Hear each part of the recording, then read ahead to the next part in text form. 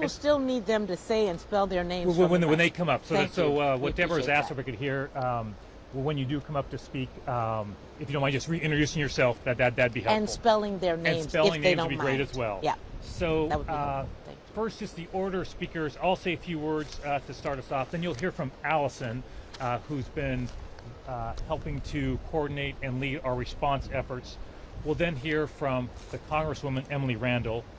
We'll then hear from Tribal Chairwoman Frances Charles, and we just so appreciate her leadership and assistance, and the entire tribe, and so much leadership is here today, which we so greatly appreciate. And then, of course, we'll hear from the mayor of Port Angeles, Kate Dexter. I'll be brief to get started.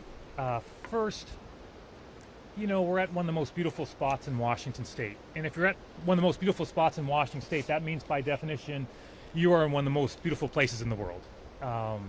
And there has been so much work, so much effort, so much investment by so many folks here and many others to make this place the place that it is now. To work on bringing back salmon and to restore this really amazing, amazing habitat. And obviously the events of the last 48 hours have been a setback for that. You can't sugarcoat that. That said, it is very clear to me, after receiving multiple briefings, that the situation could have been far worse. And it's largely because of the immediate, quick response by so many individuals, so many organizations, so many levels of government, so many individuals stepping in to act immediately that avoided what could have been even a worse situation. And I just want to start by saying how much I appreciate that. It has been a response not just from organizations, governments, but by the people as well. Folks are conserving water to help make the water supply that we have go further. So it's literally been from individuals to governments to tribes, organizations, businesses have really stepped up in a challenging time. And I deeply, deeply appreciate that. And I think that's one thing that makes Washington State so great. We're seeing that here in these last 48 hours. I also just want to express my appreciation for the extensive coordination that has been going on these last 48 hours. It has been extensive. There's been a lot of conversation. There have been Zoom meetings. Those meetings are going to continue. We'll be having a meeting here shortly after this press conference to talk about the situation on the water supply and make sure we're getting updated information on test results. I'm sure we'll be covering that here in a few moments and happy to answer questions. But there's been a lot of coordination, and that's how it should be. That's what the people expect. See different levels of government coordinating, working with tribes, working with individuals, and that has certainly been the case today. That said, it is heartbreaking, to see what's happened. There's no two ways around that. We're going to get through this. It's going to be a challenge, and we're going to have some other speakers talk about what we're seeing here, what the response has been, and then we'll be happy to answer as many questions as you all have. So I'll turn next to Allison for an update on what's happening here on the ground. Allison. Yeah, thank you. My name is Allison Myers. I am with the Washington State Department of Ecology. My role is the State On-Scene Coordinator, which means that I am representing the state on this incident.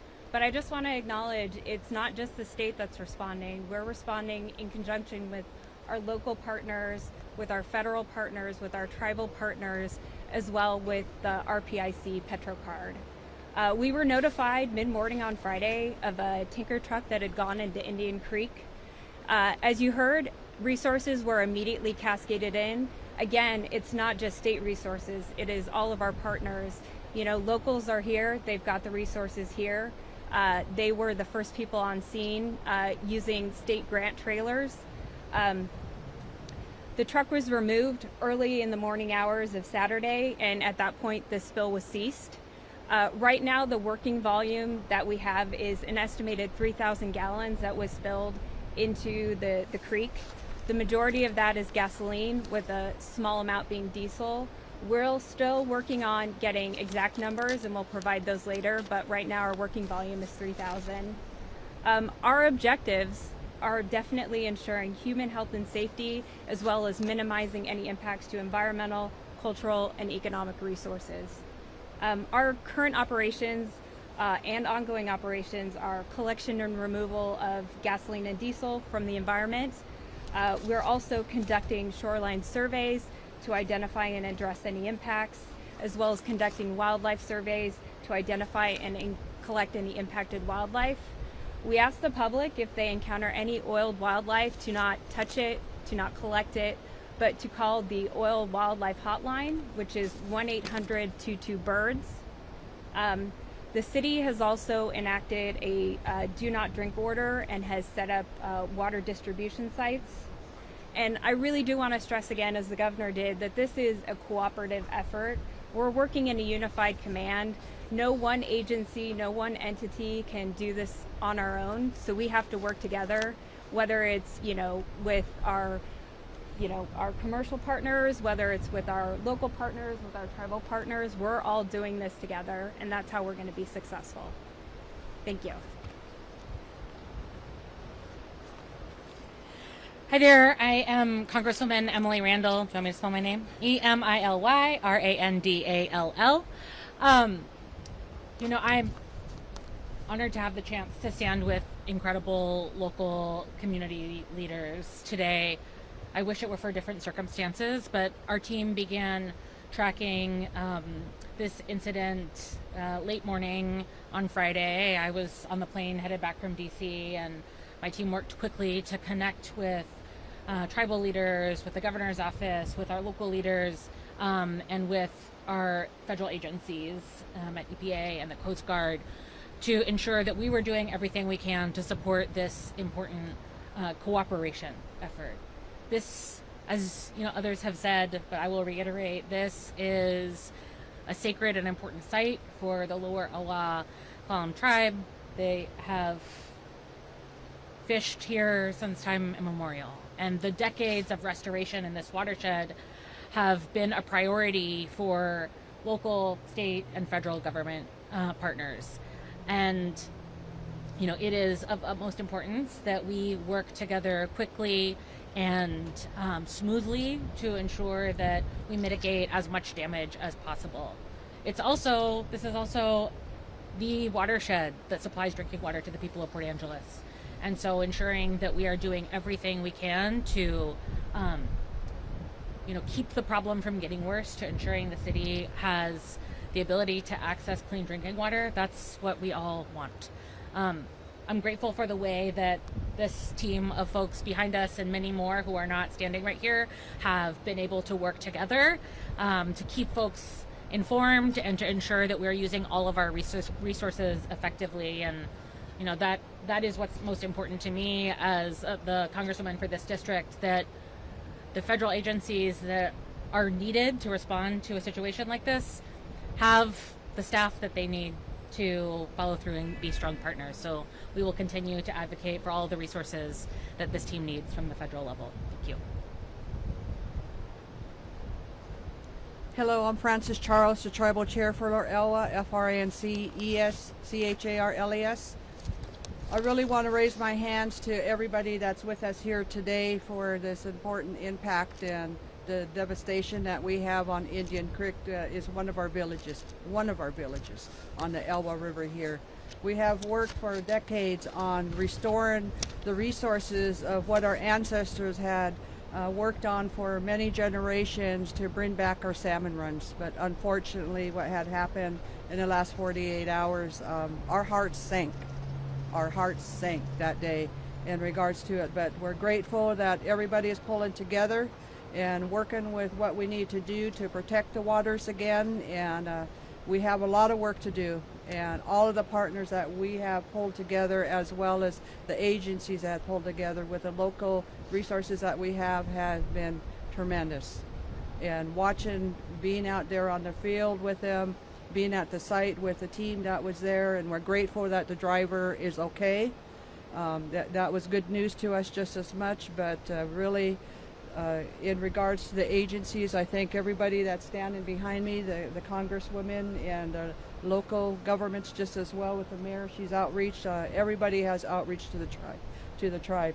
But not only the government's parts of it, the other nations have reached out to us. We are in the process of a canoe journey event, and we're not canceling it. I want to say that again. We are not canceling it because of what happened, and the theme of the dam removal itself was our theme for the canoe journeys on July 31st, so it will move forward as we see fit.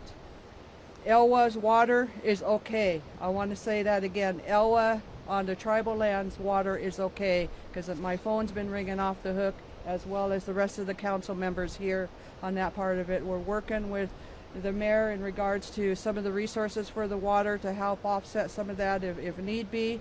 We'll continue working with all of the agencies here, but this is our backyard. Elwha River is our backyard. We ran these banks, our generations that had worked the rivers, our crew that is here that would be willing to answer questions of what we had found the day the spill had happened, so there will be no questions unanswered today. We're very open on what had transpired in our backyard. Hotninson, thank you.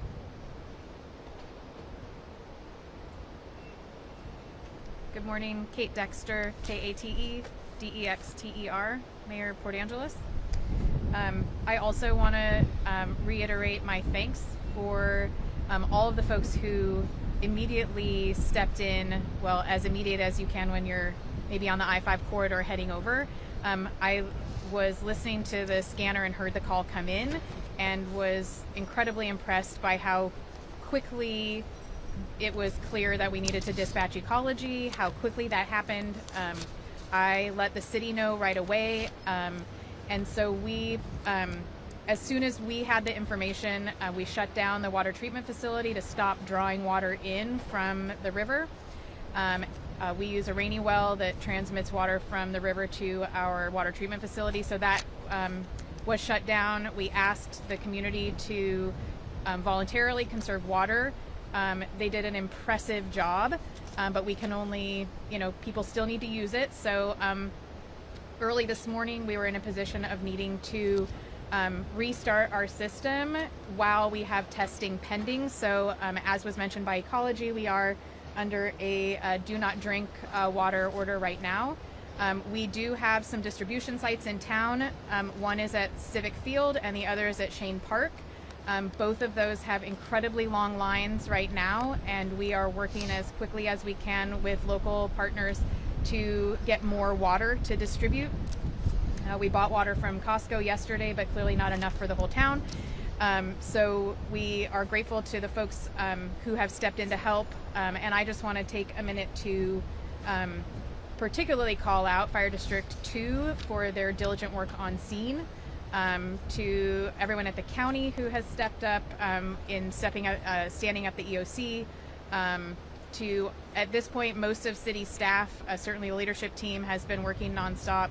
I was on the phone with a lot of folks yesterday and in some meetings. And we have, I want to particularly call out a thanks to our fire chief, Daryl Sharp, and our director of public works, Scott Curtin, and their teams. And also, while I was at the distribution site this morning at Civic Field, the National Park showed up with their rangers and sent some folks to Shane Park. So we've got sort of an all hands on deck for distribution, and are looking forward to the test results and hoping that we can go back to just filling our glasses from our faucet. So thank you to everyone behind me, to all the folks who are working on this, and we'll look forward to some good news in the very near future, I hope. Thank you. Thank you, Mayor. And obviously we're dealing with multiple challenges right now. You're hearing those, right? Challenges to our environment and to fish, and also to individuals with drinking water. Dennis from Department of Health, who was introduced earlier, we're in the process of testing the water. We do have some preliminary results so far. Those preliminary results have been positive, but obviously more testing needs to happen. We anticipate having further results later today and certainly by tomorrow as well. Dennis is happy to answer additional questions you may have on that, but that testing is ongoing. Initial reports are positive, but of course we've got to make sure we finish that testing to make sure we're perfectly safe before opening that back up. With that, we're happy to take questions from anyone. I'll do my best to maybe also repeat the question so folks can hear it, and just encourage folks to jump in with answering questions as appropriate. Governor Deborah Horn, Cairo 7. How bad a disaster is this? Have you found dead fish? Have you found oil-covered birds? So I'll repeat the question. The question is, how bad is this? Have we found dead fish? That type of thing. What's the situation with the oil? And so, Deborah, I'm going to turn to Allison first. Others may want to jump in, but we had a Zoom conversation yesterday. That was the question that I had for Allison. So the answer is yes, they're finding dead fish. Obviously, there's impacts, and Allison will go through some details on that. Allison, go ahead. Yeah, so I mean, anytime oil hits the water, it is bad for human health, it's bad for the environment. That's what we're focusing on. We're not going to scale how bad or good a disaster this might be. We are seeing dead fish at this time, but no oiled wildlife. As I shared earlier, we are doing ongoing wildlife surveys, and that is to identify and collect if we are seeing any oiled wildlife. We have on-site mobile units that if we do, collect any oiled birds, we can immediately start rehabbing them.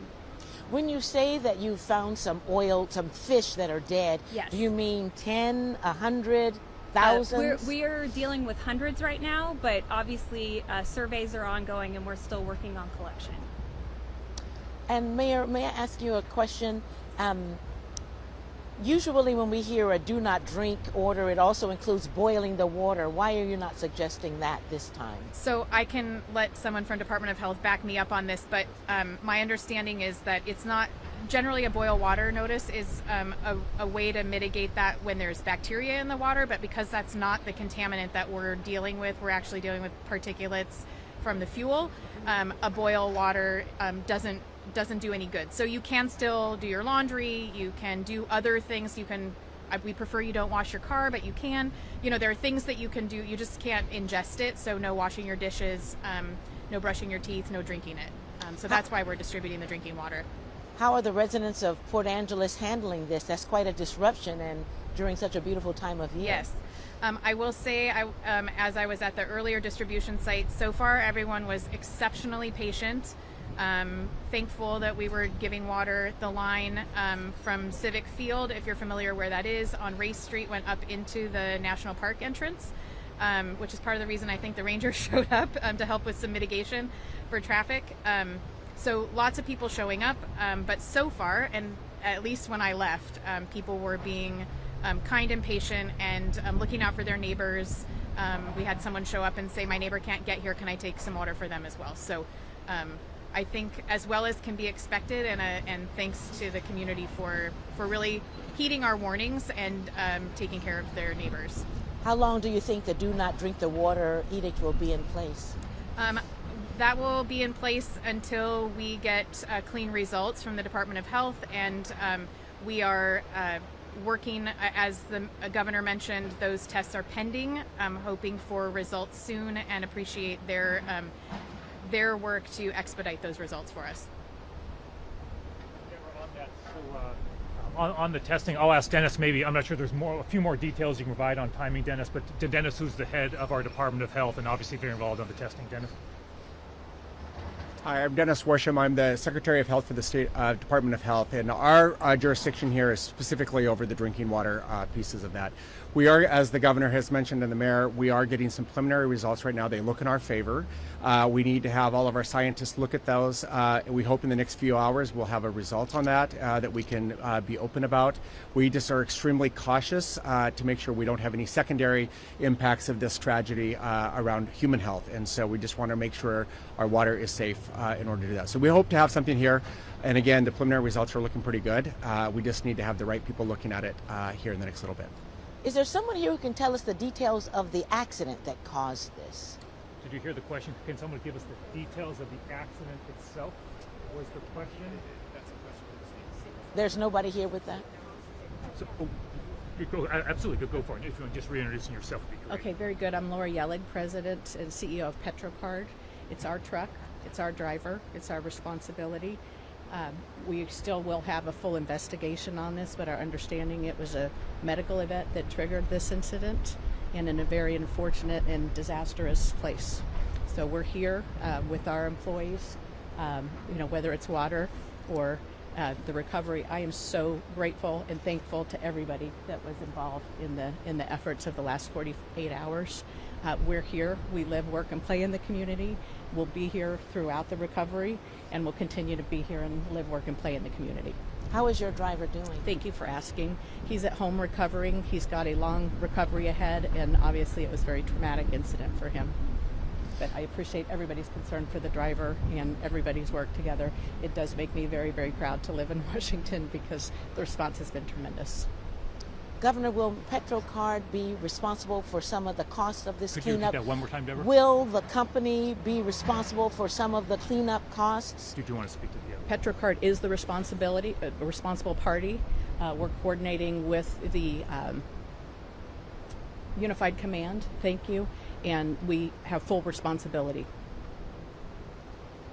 Yes. Maybe a Kate Dexter question. Sure. Do you know what our current status of the reservoirs are right now? Levels, how much do we have I left? can't hear that Yeah, question. it's a Yeah, question thank about the you. reservoirs, the current status Yeah. on the reservoirs. I don't know the actual amounts, but I know that they were critically low this morning, which is why we made the decision to turn the water system back on, which precipitated up until this point, we've known that the water in the reservoirs is clean because it was all put in there before the spill. But we got to a critical point this morning where we needed to turn the water back on, which precipitated the do not drink order, because now as we refill those, we don't have the test results back to confirm that that's clean water. No, I guess the common conception is we have like 24 hours. Yes. So yesterday, Friday when we turned it off, we were told 16 to 24. We made it to yesterday. Well, I think it was midday yesterday. We were still. I talked to Scott Curtin, Director of Public Works, on Saturday morning, and he indicated how impressed he was by how well people heeded the voluntary restrictions because there was more water than expected. But as the day went on and into the night, we got low. And part of that is it's also the water that is used if there's a structure fire. So we can't maintain, we need it for human consumption and our daily uses, but also for things like that. And we did have Fire District 2 and Fire District 3 on standby with tender trucks, had their Benna fire during the water shutdown. But thankfully that didn't happen. Hopefully that still won't happen. But I think that's why we made the decision. It was too low. Any other questions?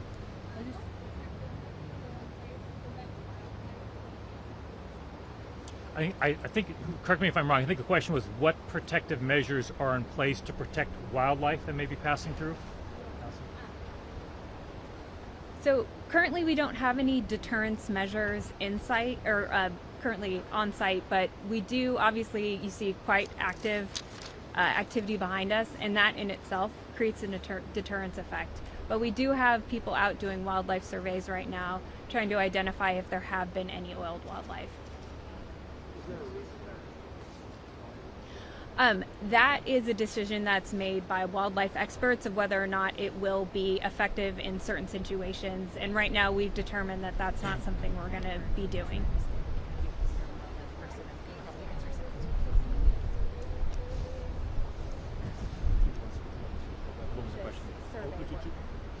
Yeah, hi, I'm Matt Byrne, Natural Resources Director for the Lower Elwha Clallam Tribe. I wanted to speak to the previous question about potential ecosystem impacts. As others have said, this has been a devastating and heartbreaking incident. It occurred on Indian Creek, which is a major tributary to the Elwha, and we would argue that it's the most productive and diverse of all the tributaries. We often refer to this as the rock star of the Elwha in terms of productivity. Tens of thousands of juvenile salmon leave this system and head out to sea. And we've spent so much of our lives working on this system with our state and federal partners, other volunteers over the years. So it's really sad to see this happen. Our team's been out the last 2 days. We were out yesterday. We coordinated a survey to look at, to try to find dead fish. We recovered hundreds and hundreds of dead fish.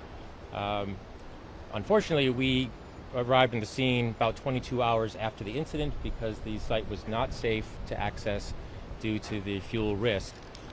So, untold hundreds, perhaps thousands of fish likely had died and were transported downriver. may have been consumed by wildlife. We don't know. So we don't have a count for what we saw yesterday. I don't want to even give any estimates, but we recovered hundreds of samples that we passed along for both an analysis for chemistry as well as documentation. And we're going to continue to monitor this in the short term and through the long term. I do want to thank all those who responded quickly. Jamestown Clallam tribe sent their fisheries folks out very quickly with Ecology's oil spill boom. The Port of Port Angeles responded similarly, and the fire department, District 2, responded. They were the first on the scene and deployed absorbent pads and booms. We really appreciate all of their work. And I want to thank all of our staff and the volunteers, Clallam County biologists, Sea Grant, all those that came out to help us yesterday. And it was a really hard, emotionally draining day for all of us. Is that mostly salmon you're talking about?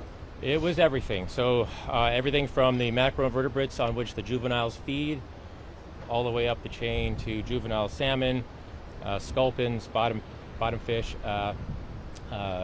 many lamprey, thousands of lamprey, and other species as well. Again, it's a very diverse system, and it's been a rough couple days for us. Well, Governor, there's always the intersection of human activity and nature. I mean, does this area have a plan already in case of something like this, or is this presumably not your first rodeo? With you something couldn't so have scripted something better than to have the truck land right in the river, but the timing could have been worse, frankly. But no, we don't really have any plan for how to respond to this, aside from booming to the extent that we can, and just kind of monitoring, collecting water samples, sediment samples over time in the lower river, in Indian Creek as well, and monitoring fish and wildlife. Thank you. Thank you. Allison, do you want to answer Yeah, that? absolutely. So we do actually have plans in place for oil spills. They are called geographic response plans. So kind of under the National Contingency Plan, we are directed to create these plans. This was all coming out after, Exxon Valdez and some of the large oil spills. There was an identification that we needed to have plans in place if there was an incident like this that happened. So what we do is we go out, we talk to members of the community, we work with tribes, and we identify locations to put in booming strategies to either collect or divert oil from sensitive resources. Those are reviewed over time, updated. We often do deployment drills where we'll try them out when there isn't a spill. So yeah, we do that constantly. We want to be ready. The environment here in Washington is one of the most important things to all of the residents. So we are doing everything we can to protect it ahead of time. Thanks, Allison. Yeah. And just one more thing will add to that is, it became pretty clear to me, as governor, this is the first event like this really that I've had, and it's pretty clear to me, and listening to Allison speak over the weekend and others, the level of preparation that goes into something like this. I don't think anything maybe truly prepares you for something that's unexpected in the way this happened. One thing I will add, I think it might have been your question earlier that I wanted to respond to. I think you asked, how bad is this? I think was your question, if I remember correctly. One thing I will add is, and this really was mentioned, I think, earlier, but the location makes it especially difficult for all the reasons you just heard from other speakers. But the time of the year and the location makes this especially challenging. Any final questions before we wrap up? Folks are free to kind of hang around and get additional B-roll. I think there's other locations. Ian's here, he can direct you. I think there's a couple other locations if you want to get additional B-roll. Folks will be available afterwards. I'll just conclude by saying I so appreciate, as governor of the state, I hope everybody sensed this, the level of cooperation that's been going on. It's certainly what I think as governor, I hope to see as governor, but I think it's what the people of the state want to see as well, more importantly, right? That folks are coming together, responding quickly. Mayor, you mentioned, hearing right in your car and how quickly folks were on it. And that's what we want. That's been the case all the way through the weekend. We're going to continue that. We have a meeting at 2 o'clock. Next thing's on drinking water. So these conversations are ongoing. I'll be here throughout the day. I'll be spending the night here in Port Angeles. I'll be here in the morning as well. So we're going to be working really, really hard We'll be closely tracking the testing on the water quality. That's really critical right now, and we'll of course share that information as soon as we have it. Thank you so much, everybody. We appreciate all your time. Appreciate it. Thank you, everybody. Thank you, Appreciate Governor. it. Yeah. The mayor wanted to say something.